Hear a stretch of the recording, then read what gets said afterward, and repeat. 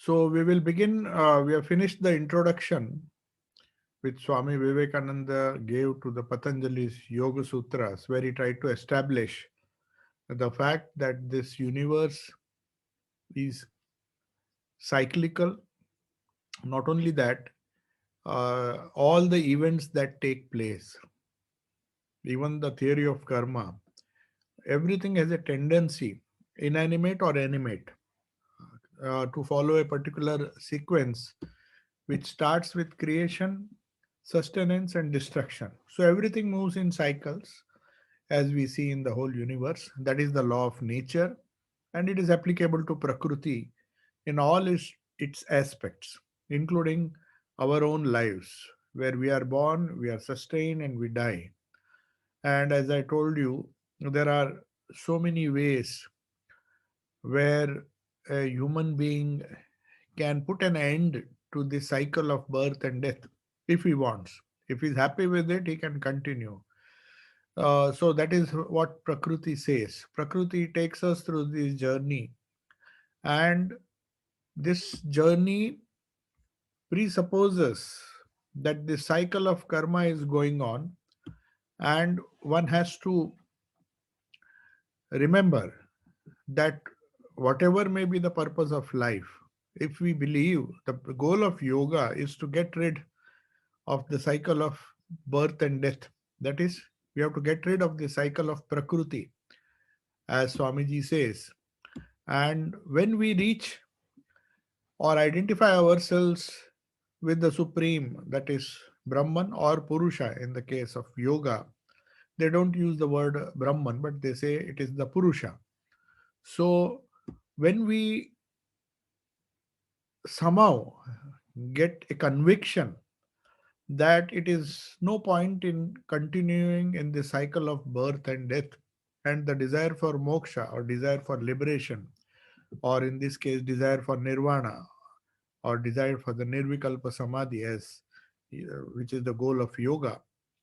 So when this desire arises in us as a result of deep analysis of the world around us, and when we understand its purpose, the purpose of Prakriti, which is to uh, allow us to,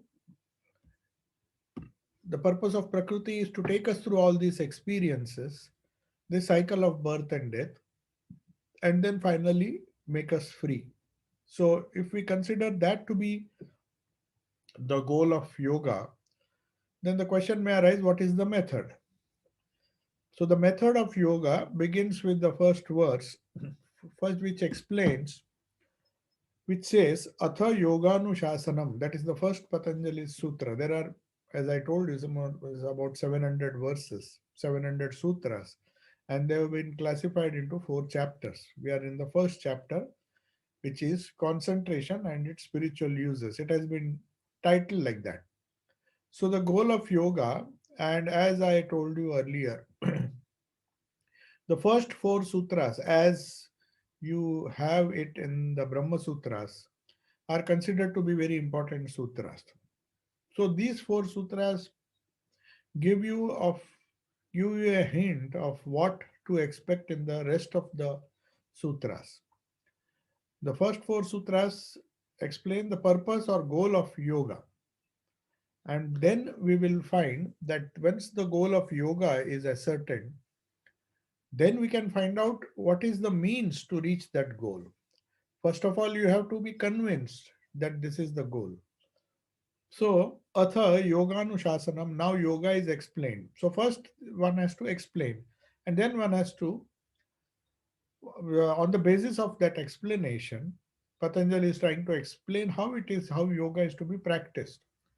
So, the goal, Atha Yoganushasanam means, now Anushasana means discipline. Atha means now, now. Now means what? Now means if a person is convinced of the transitory nature of the world, of the cyclical nature of the world, and the whole introduction which we discussed for the last two, three classes, where where Swami Vivekananda tried to explain first, prepare the basis or prepare the background, where he uh, where he clearly explained to us that why getting rid of this existence or the cycle of existence is necessary, because that is our real state. And to attain to that state, yoga gives us the method. Because there is no true freedom, there is no true joy unless we get rid of this chain of karma which is binding us to the world. So, yoga is only for those people. One has to remember yoga is only for those people who have this conviction that the world is not the end in itself. It is just the the purpose of yoga is to get rid of this bondage of the world. So that is one important fact which one has to remember, because without that yoga doesn't mean anything. If the practice of yoga will be, or the meaning of yoga, or the idea that yoga has to be practiced, it is valid only if you accept the goal of yoga. If the goal is not accepted, if you don't believe that nirvana or moksha is the goal, or samadhi is the goal of life, which will remove all our sufferings, it's not the goal, it's not a goal, there is a purpose behind that goal.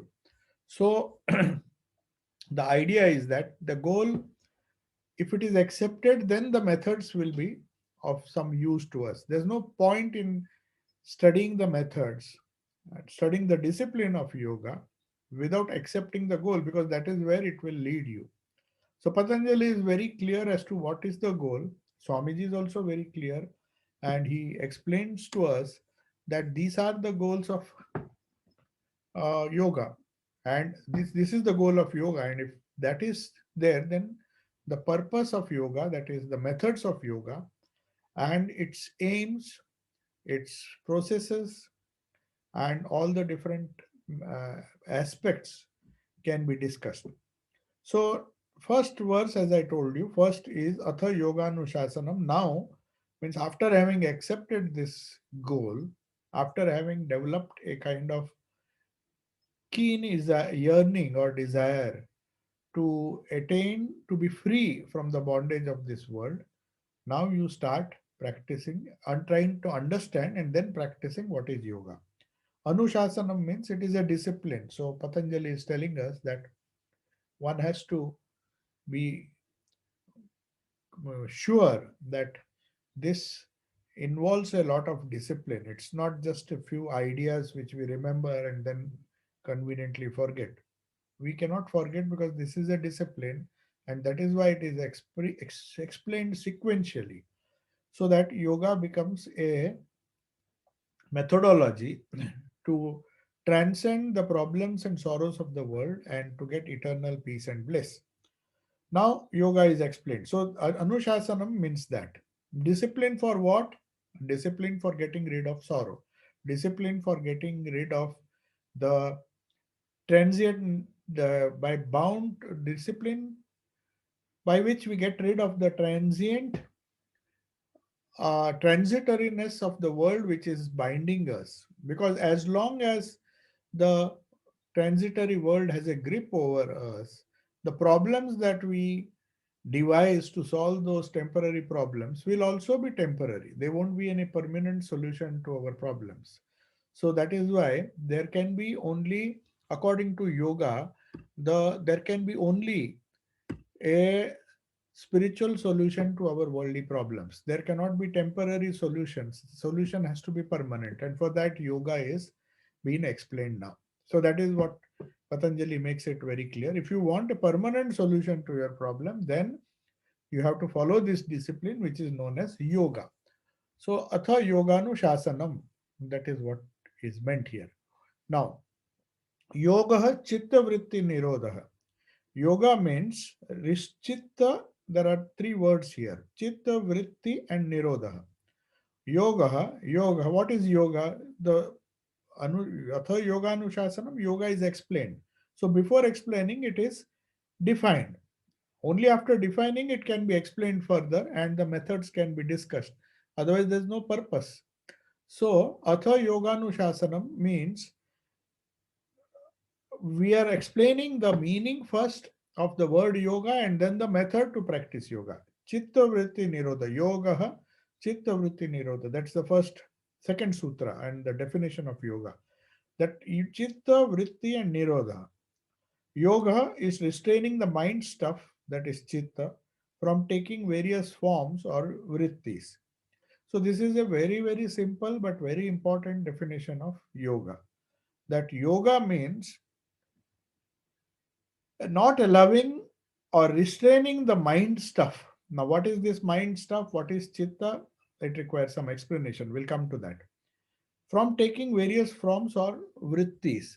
So, to stop the mind from taking various forms or vrittis is yoga. So, chitta vritti nirodha. Why it should be stopped, that will be explained afterwards. But first, the definition is given that yoga means that stopping the mind or the chitta, not exactly the mind. Mind has many aspects, as I told you. Mind has so many aspects. One of them is chitta. So there are four aspects of the mind, or four divisions, or you may say four aspects, four dimensions of the mind. They are manaha, buddhi, chitta, and ahankara.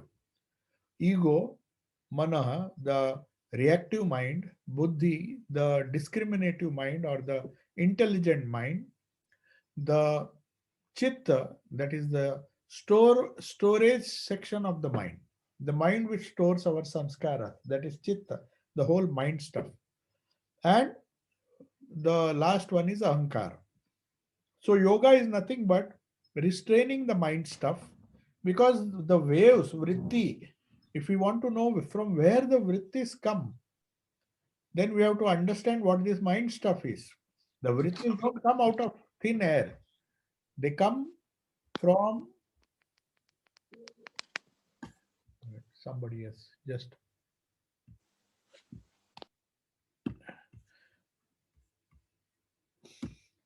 the vrittis have their origin in the chitta. That is why chitta vritti nirodha. When they say chitta vritti, means the vrittis are born in chitta. So you have to remember that. The manas may be expressing the thought. It may be the reactive mind. But the thoughts have their origin in the chitta, in the samskaras. No two persons will react in the same way. A person may see something and react in one way, another person will see the same thing and react in another way, because his chitta is different from the chitta of the other person. So the vrittis will be different. Some people will get angry, some people will see the same thing and be calm, because they are practicing yoga.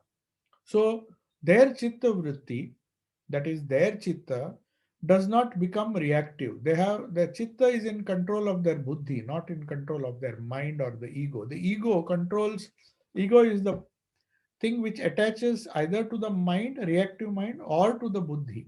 If it attaches to the buddhi, then that buddhi, which is one pointed, that buddhi will attach to the chitta, and the right samskaras will come out and give the right vrittis.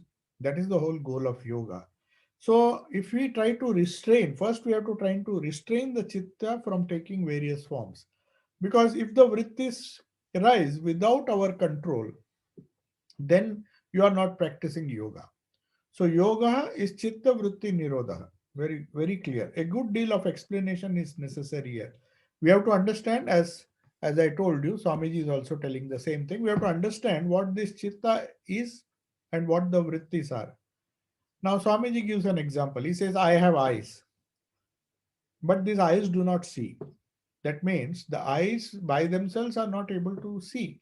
Say, for example, a blind man. He may have exactly the same type of eyes we have. He may have the retina, he may have something, but there is something wrong in the connection which takes the images which he sees to the brain, or maybe the eye is defective. So, whatever be the reason, I have eyes, but the eyes do not see, something else sees. Take away the brain center, which is in the head. The eyes will still be there, the retina will be there complete, Also the pictures of the objects on them, yet the eyes will not see. So Swamiji just gives an example that eyes are just a secondary instrument, not the organ of vision. We think eyes are the organ of vision, but eyes are only a secondary instrument which we use for seeing. So we have to be very clear about that. So just by seeing, the vrittis will not be produced. Only when after seeing, the reactive mind conveys it to the ego gives it to the chitta, and the chitta reacts. So chitta vritti nirodha. That's why they say the vrittis, which vrittis are the waves. Chitta is the receptacle, the whole mind stuff. Swamiji has translated it as mind stuff. So the mind stuff is something which is different for different people. That is why the reactions are different. That is why the because the egos are different. So somebody has a strong ego, somebody has a weak ego, somebody is calm, somebody is angry, somebody gets angry very fast. So all these things depend on the mind, depend on the chitta, the samskaras which are there in the chitta. If the samskaras are good, then the reaction will be good. So the organ of vision is a nerve center in the brain. In the brain, there is a nerve center which takes the image which falls on the eye to the brain, and the brain gives a reaction which is conveyed through the reactive mind, manas. But the buddhi has to take a decision. The buddhi is a higher aspect of the mind. But then all these things happen because the chitta is disturbed. So buddhi will decide according to what your samskaras are. That's why they say if you are practiced good thoughts, if you have practiced yoga, if you have learned how to restrain the mind, the chitta from developing into vrittis, then your reaction will be better. Your reaction will be good. So that is the idea behind all this yoga. That why should we perform the second sutra which says yoga has chitta vritti nirodha. What is the purpose of this? Because the chitta is not under our control. The samskaras give rise to vrittis. Vrittis means the waves of the mind, which can be reactive, which can be detrimental to our spiritual progress. If we want our mind to be our friend, then it has to align itself with the buddhi. The ego has to align itself with the buddhi, and then the buddhi will decide what type of thoughts to allow or what type of thoughts not to allow.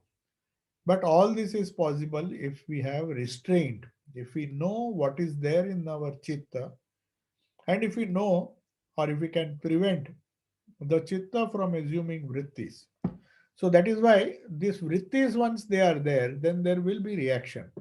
So yoga chitta vritti nidya. The light is there, the picture is there. Third thing is necessary. The mind must be joined to the organ. To the organ that is our mind, the brain center, should be joined to the eye.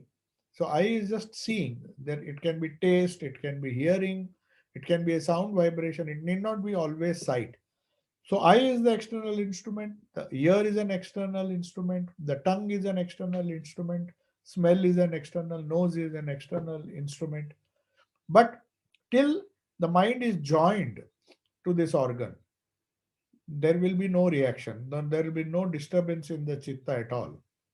So that's why when we don't use your reactive mind to pass on any reaction to the brain, then the brain also will not give any reaction. You will be just watching everything like a sakshi, like a witness. So that is what uh, this second verse says. We also need the brain center and the agency of the mind. Now, Swamiji gives another example that carriages are rolling down the street, but you still do not hear them. Now, seeing is one thing, hearing is another example Swamiji is giving. That you are so much engrossed in your own thought that you are seeing the traffic moving, people talking, but your mind is not attached to your ear. You are hearing the sound, but you are not reacting to that. First, there is an instrument, there is the organ. Third, the mind, which is attached to the two.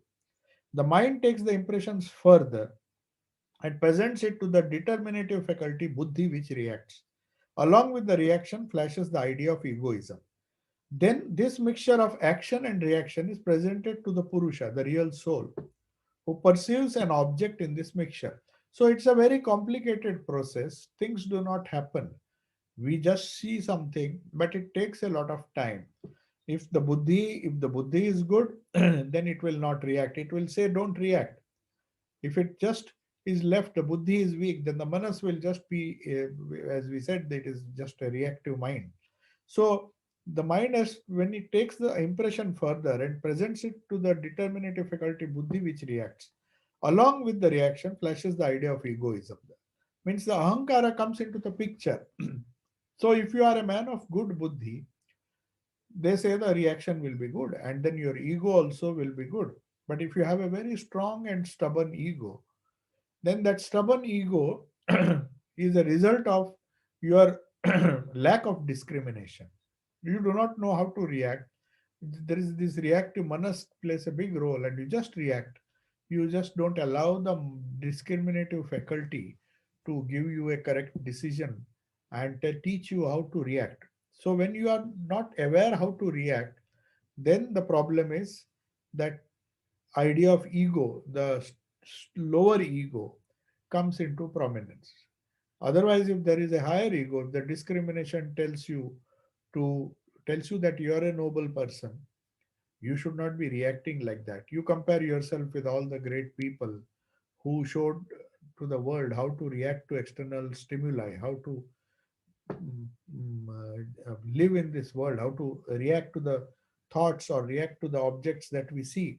If that is under your control, that is your chitta is under your control, then the ego also will be purified. And then the mixture of action and reaction is presented to the Purusha. Now, Purusha is a witness. The pure consciousness is the one within us, is there within everybody. It's not that the consciousness is there only if you have a mind. The consciousness is there independent of the mind. But it is the mind, the four aspects of the mind, which convey the information of the outside world to the Purusha. The real soul who perceives an object is this Purusha. The Purusha is without him, you cannot perceive. So Prakriti does not have any meaning if there is no Purusha behind it. So it is the unmanifest or the pure consciousness aspect of reality which sees Prakriti, the different manifestations of Prakriti, the different reactions of Prakriti, like Buddhi, Manas, Ahankara, Chitta, and all those things. These are the various things which happen so quickly, and it is presented to the Purusha. So the goal is to stop these reactions, because if there are too many reactions, we are confused. Our ego gets confused as to what we are, what is our goal in life, what are we supposed to do with all these reactions. We are just like machines of Prakriti. We do not want to be that. We just don't want to be the slaves of our mind. The Chitta is continuously giving us waves, like the dog is reacting. Every day somebody barks and the dog barks. The dog feels hungry, it goes and eats. So it's living a very, very reactive, a very rudimentary, a very practical sort of life which enables it just to survive. It cannot think beyond that. It has no higher purpose in life. There's no yoga possible for animals because the Purusha is still there in them, but the Purusha is just the mixture of action and reaction, which the whole drama is so fast and so disturbing that it is not capable of self reflection. It is not capable of thinking. Oh, so we'll have to understand what this uh, whole mind is to understand what this yoga is.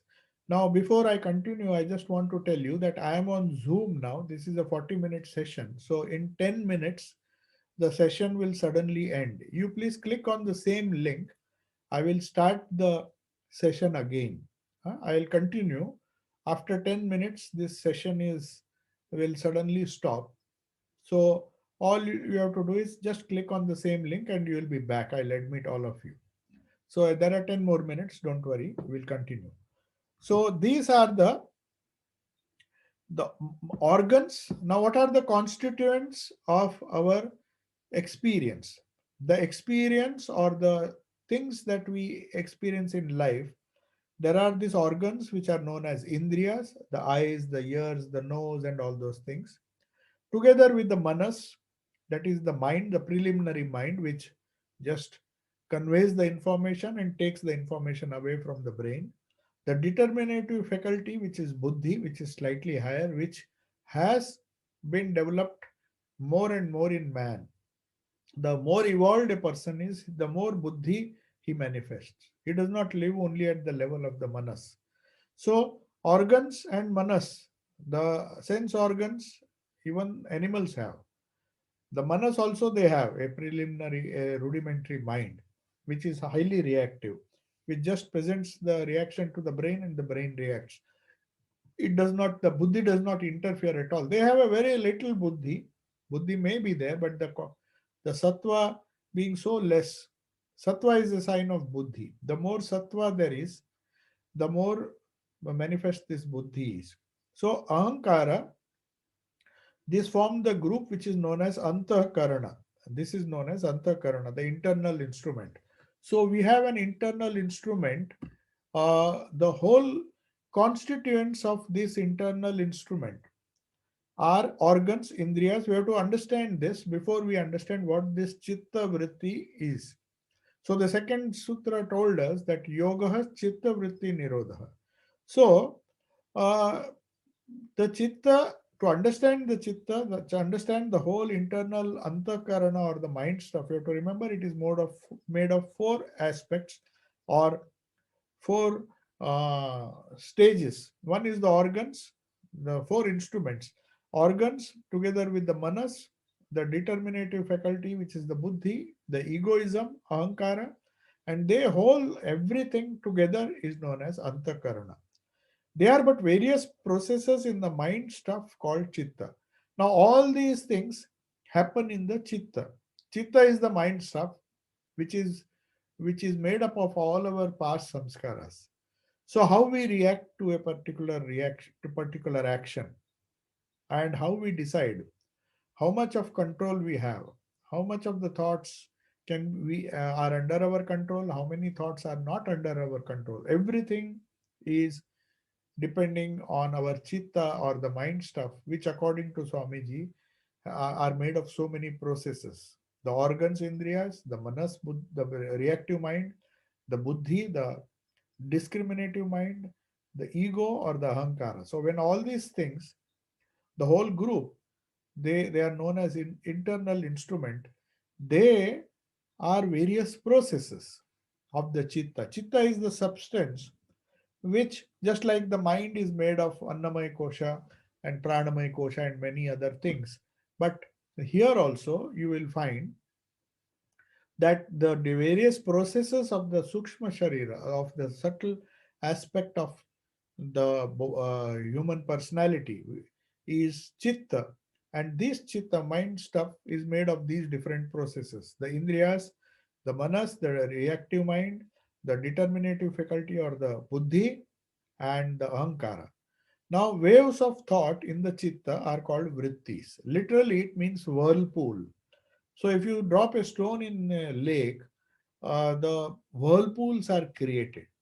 So, every object that you see, every sound that you hear, every experience that the indriyas give to the manas, and manas gives it to the buddhi, and the buddhi gets connected to the ahankara, and then it goes, creates ripples in our chitta, which is part of the universal mind. As I told you in Sankhya, they believe that the universal mind is Mahat. For after that is Ahankara. So without that egoism, the sense that I am thinking, I am doing, I am reacting, I get hurt, I get angry, this I, Ahankara, is which distinguishes the Purusha. Purusha thinks that he is many. And he get the so many jivas, the idea that so many jivas are existing simultaneously is what is the result of ahankara. So mahat, when it comes down, when prakriti manifests, it first manifests as egos, so many egos. So there is a dog ego, there is a elephant ego, there is a plant ego, there is a human ego, and even in humans there are different egos. There are strong egos, there are weak egos, there are some minds which are full of buddhi. So along with the ego, then there are this chitta. Different people have the different chittas, which constitutes the mind stuff. That depends on your buddhi, the proportion of buddhi, you have the proportion of ego that one has. So the whole antakarana is the mind stuff. Those individual mind stuffs together constitute the Mahat or the universal mind of what we call as God. That's the universal mind. And our minds are part of the universal mind, which is known as Mahat. So this Chitta, as long as it remains distinct, as long as it remains separate, you will find that it causes a lot of trouble. So when you combine your, when you get rid of your ego through samadhi, when the chitta vrittis become less and less, then your mind becomes one with the universal mind. There's no distinction. That ego which is creating a distinction vanishes, and then you become one with the universal mind, and then you become one with the Purusha. So Parama, Prakriti, and Purusha are not separate, they are one and the same. It's just the manifestation of the Purusha which we see as this world when it comes down and down. So we have to follow the reverse process. These vrittis are the result, according to yoga, vrittis are the result of Prakriti going down and down and down, manifesting itself as the inert world. We are far superior than the inert world, than the stocks, the stones, and the trees, and then the animals. So as you go on evolving, you come closer and closer to the Purusha. The more sattva is manifest, the less tamas is manifest. The most tamasic things are inert. But if there is some rajas, then there will be activity. There are these animals, trees, and all. But the more sattva is there, the more you act at the level of the buddhi, you are going closer and closer to the higher state of yoga, which is samadhi, and then you become one with the Purusha, where your chitta merges in the universal chitta. So now we have about less than a minute. After 1 minute, you the 40-minute session will end. So I will again start the session, and I request you to log in again. I'll wait for 2-3 minutes before starting the class. So there is just 1 minute. It will suddenly switch off now, and I will continue for about 20 minutes so that we can finish our 1 hour. We have almost covered 30-35 minutes now. Uh, so this is what now, what is this thought? Swamiji is trying to explain. We will explain in the next session what this thought is. Yeah.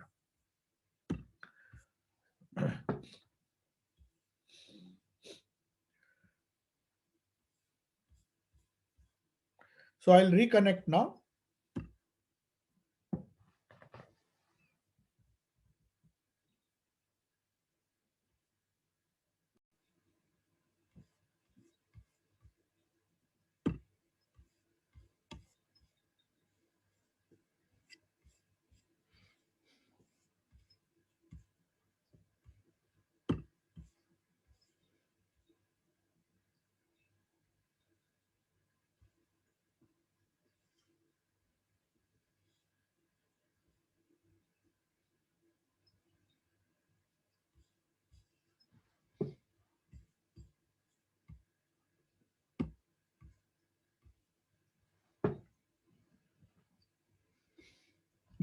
So we begin the second part of this talk of Raj Yoga.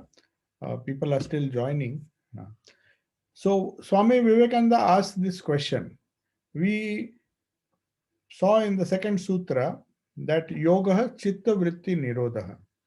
That means controlling the vrittis which happen in the chitta. Chitta is has four stages, as you saw. Chitta has uh, the four stages which we saw. What is the indriyas, the manas, the buddhi, and ahankara. These four make antakarana, which are different processes in the chitta. So to control that chitta is the goal of yoga. Now, what is this thought? Now, Swamiji is trying to explain in a very simple way what these thoughts are.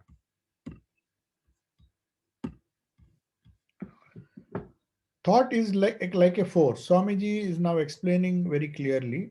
Thought is a force like gravitation or repulsion. So we see in various forces in nature. So taking a physical example from physical science, Swamiji is trying to explain to us thoughts are nothing but some kind of force.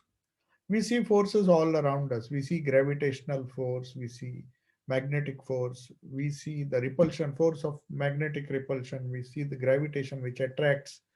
So, from the infinite storehouse of force in nature, the instrument called chitta. Now, this is very important. When we talk of the mind, we have to remember that from the infinite storehouse of force, the prana, Swamiji has divided it into Akasha and Prana. So, from the infinite storehouse of force, the various forces, electric, light force, the sound, there are forces in so many forms of forces existing in Prakriti. So, from that infinite storehouse, a little bit of that force is caught up in our small minds, and that is known as chitta. Chitta is that apparatus which is there within us, which is not physical, it is subtle. It constitutes our subtle body. As I told you, it is made of the chitta. Again, I'll tell you, these are the four processes. We have to understand what this chitta is. Because when Patanjali says chitta vritti nirodha, means stopping the chitta from giving rise to vrittis. So you have to know what this chitta is. So Swamiji says this force somehow stimulates the infinite force. Thoughts are those forces. So thoughts are just like forces, like heat, like electricity. They are all circulating in the Mahat. It's in the universal mind. So they are influencing the universal mind. They are also influencing the individual mind. So the individual mind, now that individual mind, which is known as your chitta, our samskaras, they take a little force from this infinite force of nature. Prakriti, thoughts are just like these magnetic and electrical forces. Some electrical force, suppose, comes in contact. The battery runs your mobile. So the mobile is run by some electric force generated by the battery. So also our body has this chitta, which is not, which is subtle, which cannot be seen, which is not physical, but the it is physical in the sense it cannot be seen by the senses, but it can be perceived. So mind is also a kind of matter, but a very fine matter, sukshma sharira. That's why we call it, it is part of the sukshma sharira. So force also is something sukshma. Its effect on the gross, on the annamaya kosha, can be seen of the prana, but otherwise prana's effects can be seen like breathing, digestion, and all those forces are there. They are forces acting on the, these are the forces acting on chitta to produce the thoughts, or the thought waves are some waves like gravitational waves, like electric waves, which stimulate the chitta and produces these vrittis. So from the infinite storehouse of force in nature, the instrument called chitta takes hold of some, absorbs it, and sends it out as thought. So the absorption of the waves and then the retransmission of the same signals is what is our thought. So similarly, taking an example of a mobile phone, from the infinite waves which are there, some waves are taken by the phone which are specific to that, and then those waves are conveyed to you through sound. You hear the sounds. So also from the infinite storehouse of thought force in the world, a little bit is caught in our chitta, and that is sending those, that little force which comes stimulates the chitta, and the chitta gives rise to vritti, and this vritti becomes, these vrittis are our thoughts. So one need not be surprised why we get so many thoughts. The very idea that we get so many thoughts is that the infinite force of Mahat, it gets caught in our chitta, and chitta is like a calm and placid lake. It's like a pond, but the moment that force comes, it disturbs the surface, and so many ripples are uh, uh, ripples result, and these ripples are nothing but the thought waves. So the instrument called chitta takes hold of some, absorbs it, and sends it out as thought. Force is supplied to us. Now, just as a battery is necessary for a phone to receive the signal and send the signal back, it's just a wonderful analogy. If you take a mobile as an example, So the force in us, the work of the battery is done by our food. So constant food to the Annamaya kosha is like a battery which can extract, which gives the nutrition to the brain, because brain is like a hardware where all these chitta and all these things are functioning. It is like receiving the waves of the mobile, receives the waves, and then it is converted into sound, and then you hear the signals or you reply to it and it goes back. So also force is supplied to us through food, and out of the food the body obtains the power of motion, the prana. So that's why they say, to keep our prana in good shape, we have to have this food, constant, proper, nutritious food supplied to us. That food can be physical, uh, that food can be in the form of other thoughts, noble thoughts, good samskaras, good satsang. So all this is also food. We are taking in food all the time. So some good thought is also as powerful as good food. Food gives us the battery, but the good thoughts give us the inspiration. So this force is applied to us through food, and out of that food, the body obtains the power of motion, which gives rise to these vrittis. Because every time the force is generated, it shakes the chitta, the mind stuff. And if our mind stuff is good, then all good thoughts come. So the whole of yoga is to first control this chitta and allow only good thoughts to come. If there are constant waves in the uh, waves in our chitta, then you can't see the surface, you can't concentrate, you can't see things clearly. That's why one has to, that's why the force that is supplied through us through food, we have to see that it is not rajasic. We have to be careful, because every morsel of food that we take, every input that we give through our senses, through our tongue, through our ears, through our nose, everything that we see causes some kind of ruffles the surface of the water, of the chitta, and the chitta gives rise to waves. And when the waves are bad, we say that we are not able to control our thoughts. We are depressed, we are angry, we are do so many things. Not knowing it is partly due to food, partly due to the wrong thoughts that have entered our body and created the wrong type of mind stuff, chitta. So if the mind stuff has some problem, the mind stuff is not good, the samskaras are not good, the thoughts also will not be good. So it's just like a good telephone, a good phone, mobile phone will absorb, the sound will be clear and the reply also will be clear. But if there is some problem with the chitta, with the samskaras, then the reaction also will be bad. The input signals also will be bad. We will misunderstand most of the time.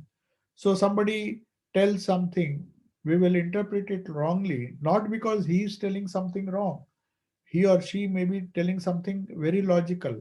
But why do we get angry? Because our agitated mind is not able to see things clearly, is not able to think clearly.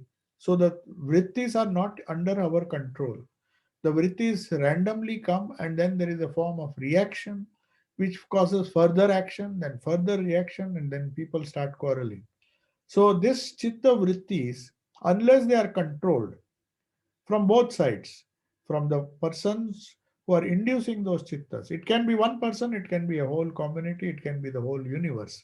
How we react to the universe, how our chitta reacts, what are the vrittis that occur in our mind. So, all these things are very important. And if we understand that, then we understand how to control the thought. That is why these finer forces, which agitate the chitta and gives rise thoughts, it is thrown out as what we call thoughts. So we see that mind is not intelligent, yet it appears to be intelligent. Why? Because it's the intelligent soul that is behind it. So behind all this is the conscious soul. The mind is only reactive. It doesn't know. Unless the light of buddhi falls on it, it cannot react properly. It will react, but it will not act in a proper way.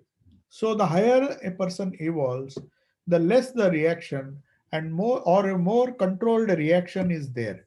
So we have to understand this, that we you are only the sentient being. The mind is the instrument. The chitta is just an instrument in the hand of the jivatma or our soul.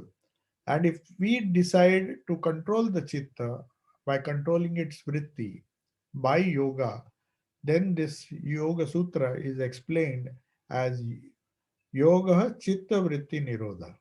So this chitta is at present not under our control because the vrittis are not under our control. The external forces come and disturb it in whichever way they want, and they give rise to random thoughts, sometimes good, sometimes bad, and we are at a loss to understand why these things are happening. It is simply because the chitta or the samskaras which are there are not allowing us to think clearly or react clearly or take proper decisions. So that is why Swamiji says, you are the only sentient being. Mind is only the instrument through which you can catch the external world. So who is seeing this external world? The Purusha. He is the witness. But if he has a wrong mind or a very, very crude mind, then his response also will be crude. It's just like if you have a better mobile, the signal will be good, and the more better it's, if the we say the mobile is a high-end mobile, it's an evolved mobile because it can take the signals, even weak signals, and give back in return very good signals. So all these things, all these processes which happen in the chitta depends on the quality of the chitta. If the chitta is pure, if the chitta is made of good samskaras, then our reaction and our everything is also good. So that is the so that's why Swamiji says the external world. Take this book. Now he tries to give us an example. When you read a book or when you see a book, what happens? As a book, it does not exist outside. What exists outside, we do not know. This is very difficult to understand, but Swamiji is trying his best to explain what it really means. The book is an unknowable which furnishes the suggestion that gives a blow to the mind, and the mind gives out a reaction in the form of the book. Now, what Swamiji is trying to convey here is very important. Why do different people react differently? Because they see the world different. Some people see the snake, some people see the rope, and some people see the snake because of some samskaras which make them, there is so much of fear samskaras in them that though four or five people are seeing the same object, one person sees the rope, the other person who is with him, he says there is a snake, don't go there, there is a snake. Now, why this difference? It's not because the objects are different. Object is the same. That is why Swamiji says there is a book or there is an object. It is unknowable. You don't know whether it is a rope or a snake. One person says it is a rope. Finally, you go and find that it may be something else. It may be just a root. Take, for example, there is a root some person has in his mind, it might be a rope. We wanted a rope, so he says, oh, there is a rope. Another says, no, no, it's not a rope, it's a snake, don't go near. And finally, they find that it is nothing but a root of a tree which was lying there, which was exposed. So, also, Swamiji says, the unknowable furnishes the suggestion that gives a blow to the mind. And the mind reacts in different ways, giving rise to different objects. So, what you say is the world, the same world does not exist for another person. It's a very important thing to understand that it is our mind that colors or gives us the opinion of the world. Some people see the same world, say it's a hopeless world, everybody is bad, everybody is giving trouble, this world is everybody is a cheat, everybody is. But the other person, he's a holy person, he doesn't see, or a child sees the world differently. It sees the same world as you, but it doesn't color it with its ego. It doesn't color it with its reactive mind because it sees the world in a different way. Its buddhi is sattvic, its ego is also less. So we see the world in different ways. That's what Swamiji says. In the same manner, he says, when a stone is thrown into the water is thrown against it in the form of waves. The real universe is the occasion of the reaction of the mind. The book form or an elephant form or a man form is not outside. All that we know is our mental reaction. So the world as we know is not just uh, the world which it really is, the world is that which our minds tells us it is. That's why John Stuart Mill made a significant sensation that matter is the permanent possibility of sensations. Now it's very difficult to understand what is matter. He says matter is something which depends on our sensations. It's a permanent possibility. It's only the suggestion that is outside. What the matter is, we do not know. The scientists have tried to unravel what matter is, how the elements of the matter are held together, how it functions, how it works. All these things are not known, but as the mind goes on thinking and thinking and thinking, it gives different. Then we classify. We say, oh, this is gold. This is, for a child. It is the same. If it is iron or a gold or a copper piece, so it will think a toy is there. I have to play with it. It doesn't understand the value. So the suggestion is outside, but our mind gives it a form, and our intelligence, our buddhi tells us what it is, and the reaction changes. So also, Swamiji gives another third example to make it very clear, because one has to understand what this chitta is. If you don't understand what the chitta is, we will not understand what our mind is, we will not understand what our vrittis are, and if you don't understand what the different types of vrittis are, we can't control them. So chitta vritti nirodha, chitta vritti control is possible only if you know what chitta is. That's why Swamiji is again and again trying to explain what it is. He says, take the example of a pearl, how pearls are made. The pearl which is found in the oyster, pearl oyster, in the seabed, these are made by, you know how they are made? The parasite inside the shell, there is a parasite inside the shell and causes irritation. The oyster throws a sort of enamel around it, and this makes the pearl. So some parasite has to enter uh, the shell, and then the whole oyster which is inside, oyster is surrounded by the shell. So some parasite gets inside, and to remove that parasite or to destroy it, the oyster secretes some juice, secretes an enamel around it, and when the enamel hardens, the process, then the pearl is there. So there should be some parasite or some external object which comes, and that is surrounded, and the pearl that you see is not the parasite. It is a parasite plus the enamel which the oyster has secreted, the oyster has given out. So also the universe of experience is our own enamel, so to say, and the real universe is the parasite serving as nucleus. What this universe is, we do not know. What this prakriti is, we do not know. So what do we know? We just know the enamel which we have produced. We just know the reaction of which our mind has given. So something is there outside. The parasite is there. We don't know. But the oyster sheds the enamel, and finally the parasite is covered with that enamel. So that enamel, when it hardens, you see the pearl and you say it is a pearl. But what is it actually? Oh, it was the parasite which made the pearl. So the origin is in the parasite. So we don't know the parasite. We know only the pearl. So also ordinary man will never understand it with the mind. Because when he tries to understand God, he wants God or the universe or Prakriti is trying to influence us. And we throw our reactions through our mind and we say Prakriti is like that, Prakriti is God, Prakriti is kind. And then we say, no, Prakriti is so dangerous, it is killing so many people. So we give our various opinions, we give our, just as our thoughts give the reactions. And then we try to analyze and try to understand God. But as long as you start thinking, that's why in the gospel, Sri Ramakrishna says, you can't rationally establish what God is or who God is, what God is. If you want to know the truth, you have to transcend. You just can't cover the parasite with the enamel and say this is the pearl, because that is only what you have projected outside. So our chitta also continuously projects this universe. We see the universe, we get tempted by the universe, we do so many things, actions. If we think the universe is good, we are happy. If we think the universe is bad, we suffer. We always complain, we become miserable, we become sorrowful, because we think it's a dangerous universe. So also a person, he sees a rope, he thinks I'll use that rope for something. Other person sees it as a root, but the one person's thinking that it is a snake because of his wrong vision. The mind stuff is throwing uh, wrong enamel. He sees it just as a snake, and then he frets. He is so frightened, and that causes a lot of sorrow.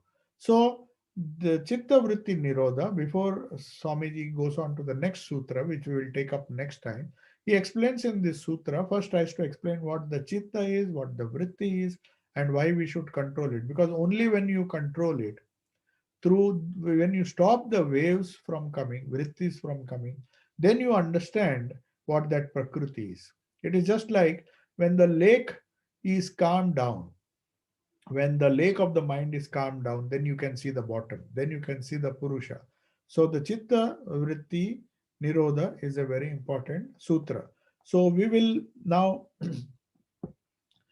take up this uh, sutra in the next class. If there are some questions, you can ask. Yeah, I'll switch on to the.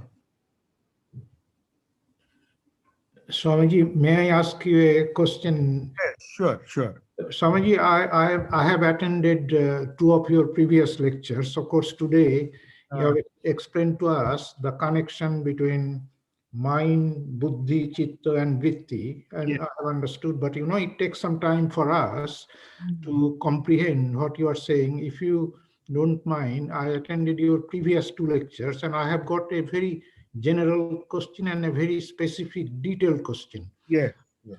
The detailed question is, last time when you gave your discourses on the Bhagavad Gita, you Mm. somehow, I got the impression that you are discouraging us to meditate on individual gods and devas, because that is really desire prompted prayer. You said absolute Brahman, Mm. and the No, complete, yeah, although that's what Gita says. Yes, yes. Mm. of course, if we pray to Saraswati, or then we have a desire, and the desire can cause problem. And if we want to realize that all embracing, all pervading Brahmana, then we shouldn't pray to the individual god, although the No, I was telling, if you just if you remember what I said, devatas, they are not. If you take any god, say Saraswati or Lakshmi or Durga, any god, and consider it to be a manifestation of Brahman, then there is no problem.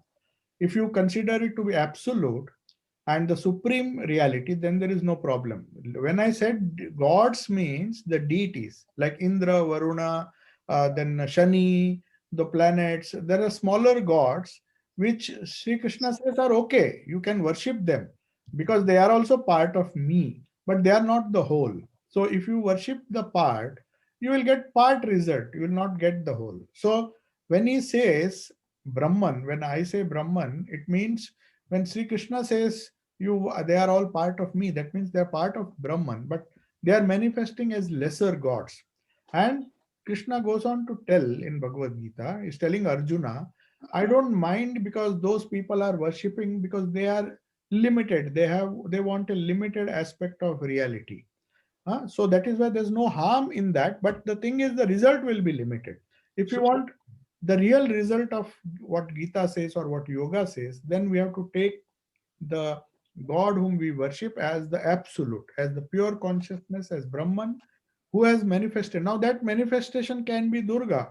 You can worship that same God, that same Brahman, as the manifestation which you like most.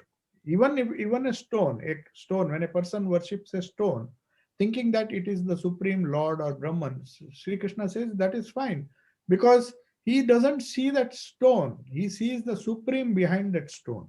So that if attitude if you have, then there is no question of less this god or that god. Lesser gods, by lesser gods, Swami Sri Krishna meant in that verse that this lesser god implies that they are worshipping some god which has some power. Like there is a god which is which will give you rain or which will give you wealth. That is your conception of God. That is not the real conception. But you believe that by worshipping this particular deity, I will get wealth because my goal is wealth. My goal is not to realize Brahman. So in that case, Sri Krishna says, uh, it is not wrong, but they are also worshipping me in their own way, but they will get the limited results. That's all. So in So that I'm case, clarifying that. Yeah, yeah. Maharaja, in that case, praying or concentrating on individual gods or devas, is it a low-level activity compared to Definitely. That's concentrating? what Gita says. Yes, definitely. Because you see, the results will be you will get it what you want. Okay, you get the wealth. Then you realize that is not enough because that doesn't give you enough security. It doesn't give you happiness. It doesn't, if it doesn't give you. As long as it gives you, you will be following that. But the moment you see that something is lacking, then you will go for a little higher God. It is just like a businessman, once has a target of say 10 crores. Then he says, oh, 10 crores is nothing. There are many people who are having 100 crore businesses. So he tries a little hard. He goes higher. He evolves. And he thinks that way. Just a crude example. But what I'm saying is, so also in spirituality, we begin with lesser gods because we have lesser needs. We have simple desires. And we say, okay, if God gives me this, it is fine. But then we get an idea that after God gives us, or maybe after we get the fruits of our worship, fruits of our struggle, actually we are helping ourselves. If you, from the ultimate standpoint, it's just a psychological thing which helps us uh, to strengthen our mind, strengthen the circumstances around us, and then finally we get what we prayed for. It is like what we achieve, what we think our goal is, we will achieve that.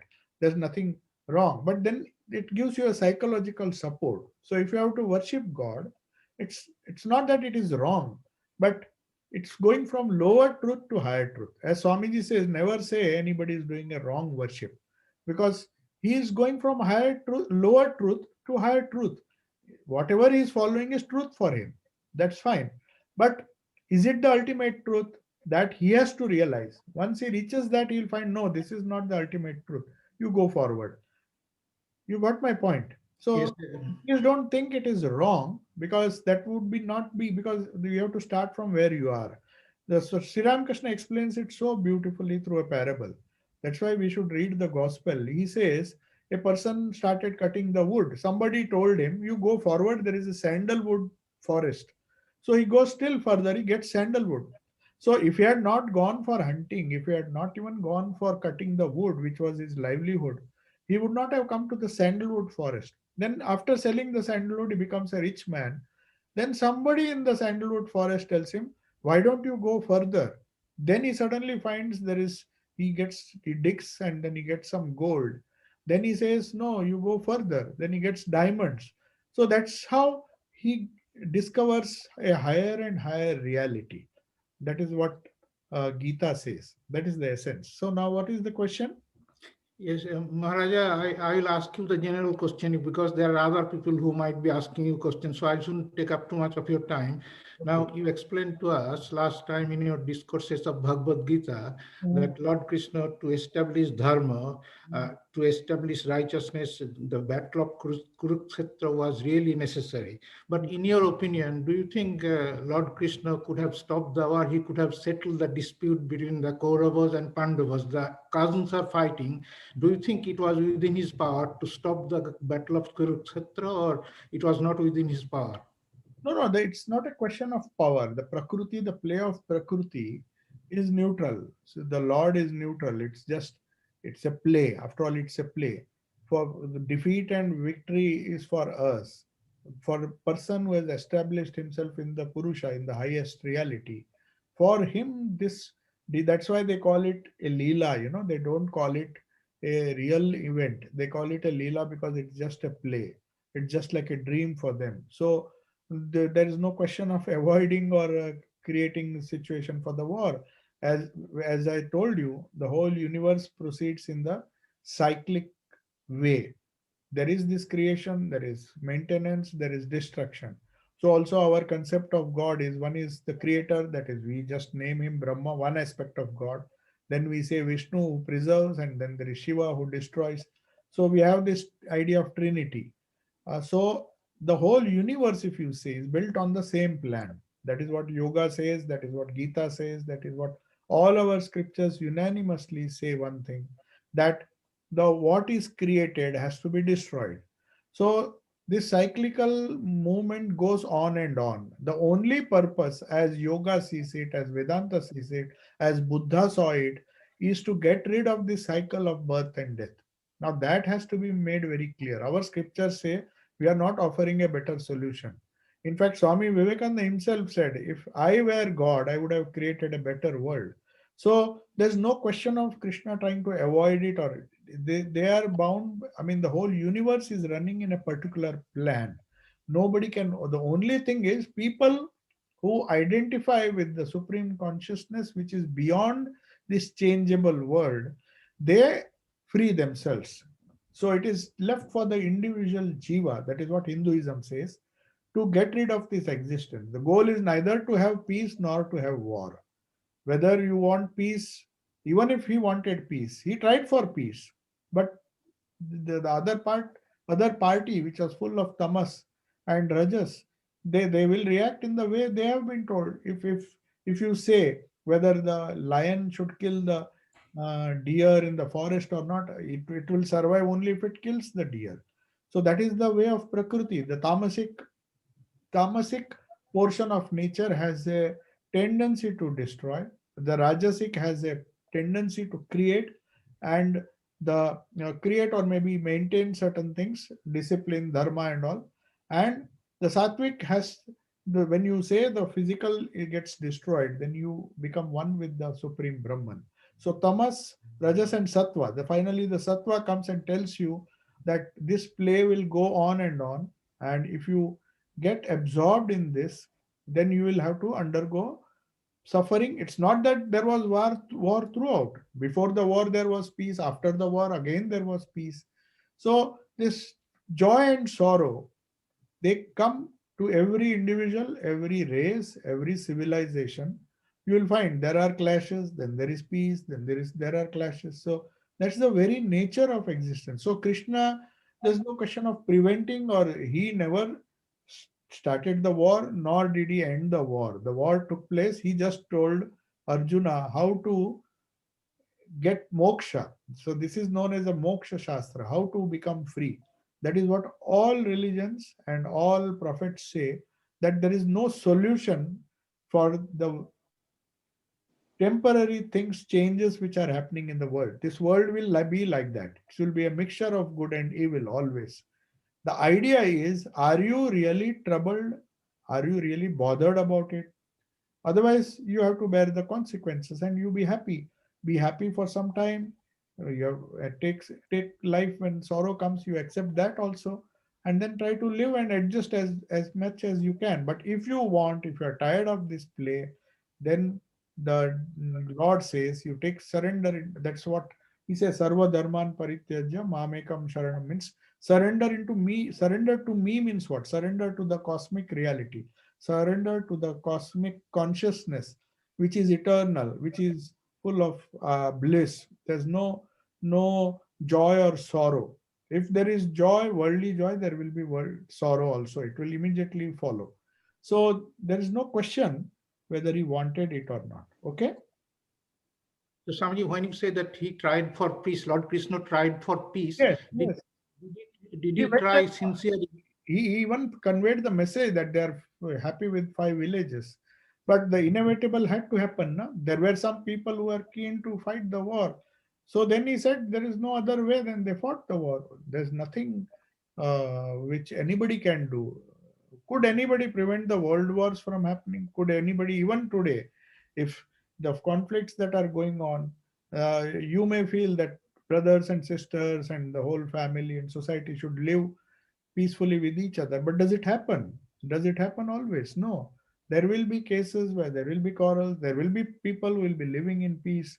So this up and down will take place, and there is no question whether even if he wanted to, he would not, because that was the karma which brought this war, and there had to be destruction. So the end of the cycle had come, so a new cycle had to begin. Okay, so I think we are running short of time now. There's just 1 minute, it may end. So I take your leave. Okay. Om Shanti. Shanti, Shanti, Shanti.